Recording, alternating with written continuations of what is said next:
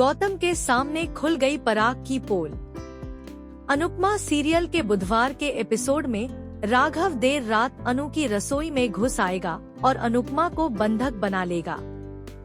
अनुपमा भागने की कोशिश करेगी लेकिन वह उसे पूरी तरह अपने कंट्रोल में करके उसे पूरी बात बताएगा कि कैसे उसके साथ अन्याय हुआ।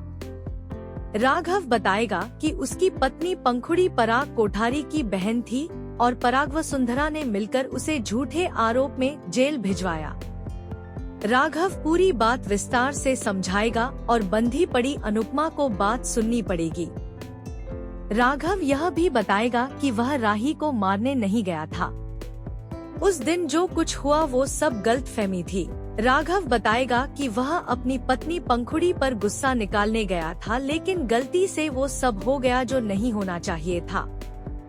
वह कहेगा आपकी बेटी मेरी बेटी जैसी है, मैं उस पर हाथ क्यों उठाता।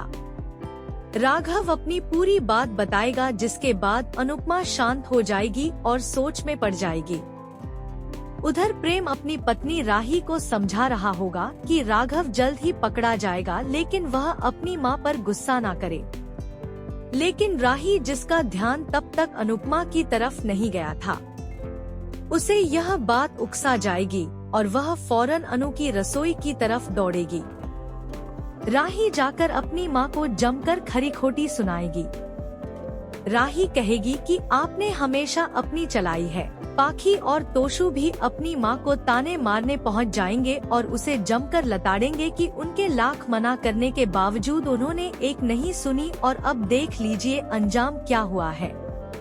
अनुपमा अपने बच्चों को कुछ नहीं कह पाएगी क्योंकि उसे लगेगा बिना राघव की कई बातों को कंफर्म किए कुछ भी कहना गलत होगा।